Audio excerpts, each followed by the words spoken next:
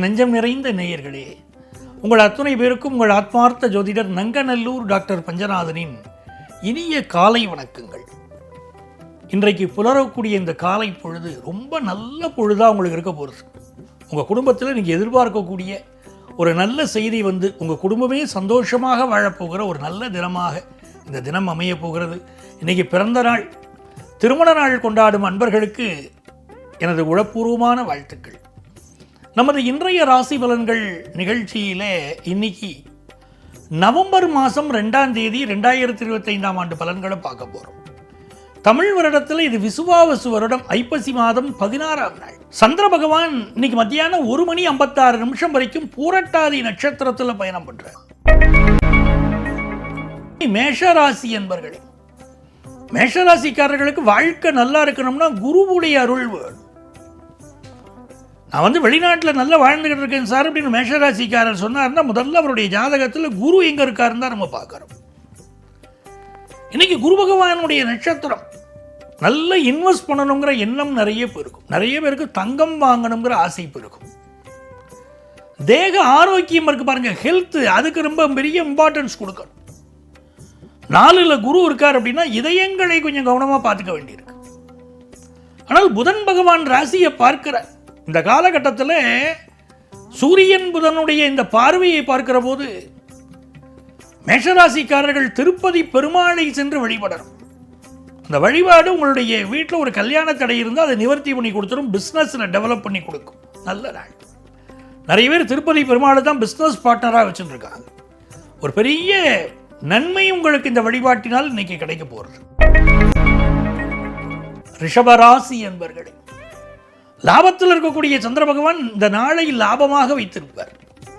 சூரிய பகவான் 6ஆம் இடத்தில் இருக்கார். விடுமுறை நாள் தான் இது, ஆனாலும் கூட புதிய வேலைக்கு நம்ம ட்ரை பண்ணிட்டு இருக்கோம். நம்ம பண்ணக்கூடிய ஒரு முயற்சி இன்னைக்கு வெற்றி பெறப் போகிறது. முயற்சி திருவினையாக்கும் சொல்லியிருக்காங்க பாருங்க. நம்ம பண்ணக்கூடிய முயற்சி வெற்றி பெறும்.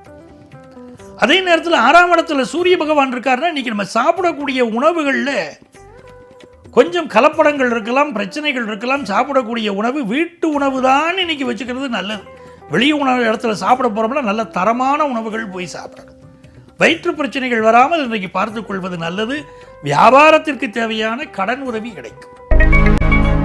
மிதுன ராசி என்பர்களே, நன்மையான நாள், அதிர்ஷ்டமான நாள். மிதுன ராசிக்காரர்களுக்கு சந்திரன் 10ஆம் இடத்தில் இருக்கார்.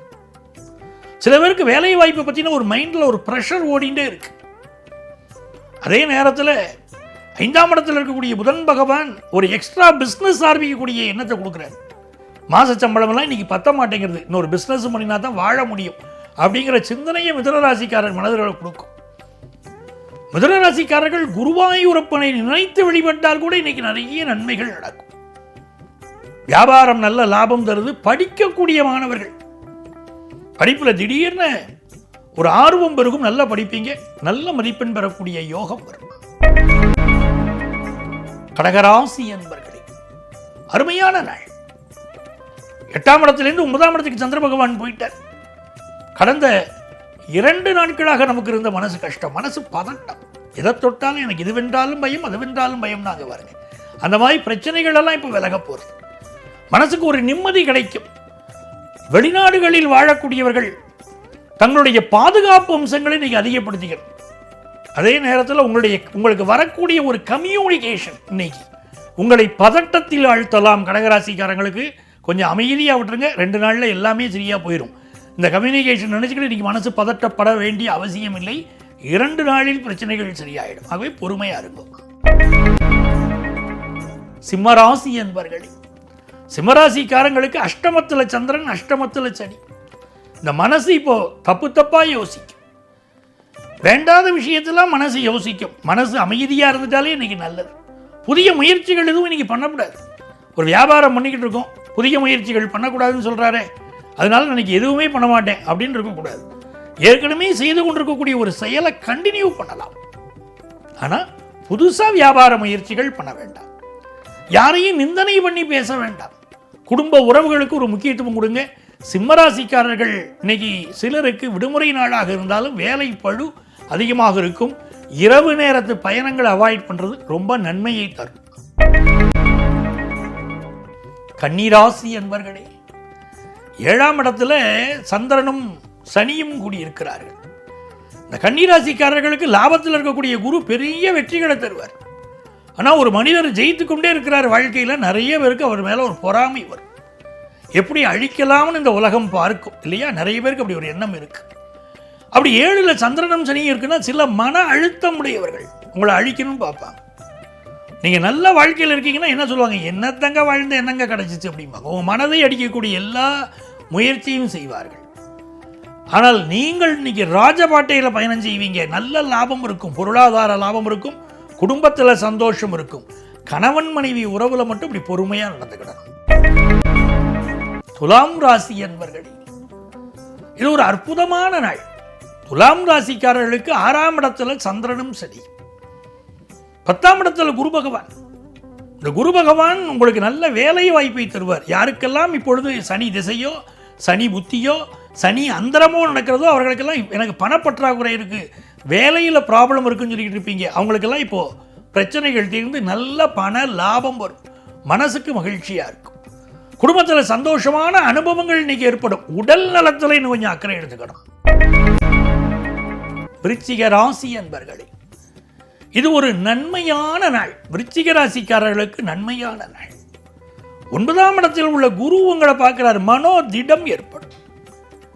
பணம் விஷயங்களில் ஏதோ ஒரு நெருக்கடி கடந்த ஒரு வருடமாக இருந்த உங்களுக்கு இப்போ இந்த குரு பகவானுடைய பார்வை எப்படி சமாளிக்கலாம், அந்த பண நெருக்கடியை நம்ம எப்படி சமாளிக்கலாம், கூடுதலாக எப்படி சம்பாதிக்கலாம் அப்படிங்கிற சிந்தனையெல்லாம் விருச்சிக ராசிக்காரர்களுக்கு இப்போ வந்துடும். அதற்குரிய வாய்ப்பு வசதிகளும் இன்னைக்கு பெருகும். சந்திர பகவான் 5ஆம் இடத்தில் இருக்கிறார். பிள்ளைகளை பற்றிய ஒரு கவலை இருக்கும். சனிச்சந்திரன் சேர்க்கை அதில் ஒரு கவலையை, மன அழுத்தத்தை கொடுக்கும். வியாபார ரீதியாக ஒரு கவலை இருக்கும். இதற்கெல்லாம் என்ன செய்யணும் அப்படின்னு சொன்னால், மதுரை மீனாட்சியை மனதால வழிபடணும். மலர் கொண்ட கூந்தலை தென்றல் தாலாட்டிடும் மதுரை மீனாட்சி உமையே, உமையே நீ வந்து உன்னருள் தந்திட்டால் உயருமே மாந்தர் நிலையே, நிலையேதும் இல்லாத வாழ்வினை தந்திட்ட நிலையான வண்ணமையிலே, மலர் கொண்ட கூந்தலை தென்றல் தாலாட்டிடும் மதுரை மீனாட்சி உமையேன். கண்ணதாசன் அற்புதமான பாடல். அந்த கண்ணதாசனுடைய இந்த மதுரை மீனாட்சியை பற்றிய பாடலை படித்தாலே போதும், மதுரை உங்களுக்கு மனசுக்கு நிம்மதி கிடைக்கும். நல்ல நாள். தனுசு ராசி என்பர்களே, இந்த நாளில் ஒரு திட்டம் திட்ட போறீங்க. ஒரு நல்ல வேலை வாய்ப்புக்காக ஒரு பிளான் பண்ணிக்கிட்டு இருக்கீங்க. அது கரெக்டாக நடக்கும். பிஸ்னஸில் ஸ்கெட்ச் போட்டு தூக்கணும்னு நினைக்கிறீங்க சில விஷயத்தை, உங்கள் திட்டம் வெற்றி பெறும். பிஸ்னஸ் லாபம் நன்றாக இருக்கும். அர்த்தாஷ்டம சனி நடக்குது. நெஞ்சக நோய்கள் இருக்கக்கூடியவர்கள், ஹார்ட் சம்பந்தமாகவோ பல்மனாலஜி சம்பந்தமாகவோ ப்ராப்ளம் இருக்கக்கூடியவர்கள் மெடிக்கல் அட்வைஸ் எடுத்துக்கணும். அம்மாவுடைய உடல் நலத்திலும் அக்கறை எடுத்துக்கணும். ஆனால் பண வருமானம், பிஸ்னஸ் லாபம் நல்லா இருக்கும். மகர ராசி என்பர்களே, நினைத்த காரியமெல்லாம் வெற்றி பெறக்கூடிய நல்ல நாள். உபஜயஸ்தானத்தில் சனி பகவான் சந்திர பகவான் இருக்காங்க. ஏதோ ஒரு மனசு கஷ்டம் வேலையை பற்றி இருந்துச்சுன்னா ரொம்பலாம் கவலை வச்சுக்கிடாதீங்க. உபஜயஸ்தானத்தில் கிரகங்கள் இருக்கிறதுனால உங்களுடைய மனக்கவலை மறைந்து போகும். ஒரு மாற்றத்திற்கான காலம் இது. அந்த மாற்றத்தை ஏற்றுக்கிடுங்க. உங்களுக்கு ஒரு வேலையே விட்டு போயிருச்சுன்னா உங்களுடைய பழைய நண்பர் ஒருவருக்கு உதவி செய்வார். இந்த இடத்துல வேலை இருக்கு, நீ அப்ளை பண்ணு, கண்டிப்பாக அந்த வேலை கிடைக்கும் சொல்லுவார். நல்ல வாய்ப்புகள் கூடி வரும். திருமணத்தில் தடையாக இருந்துகிட்டு இருக்குன்னா திருமண தடைகள் விலகும். திருமண செய்தி கூடி வரும். உங்கள் பிள்ளைகள் உங்களுக்கு அருமையான முறையில் உதவி செய்வாங்க. எல்லா வகையிலும் நன்மைகள் நடக்கும். நல்ல நாள். கும்பராசி என்பர்களே, கும்பராசிக்காரங்களுக்கு குடும்ப வருமானம் பெருக போகுது. எதிர்பார்க்கிற கடன் உதவி கிடைக்க போகுது. நாவடக்கம் மட்டும் வேணும். எந்த ஒரு வார்த்தையிலையும் அவசரப்பட்டு பேசிடக்கூடாது, கருத்து சொல்லிடக்கூடாது.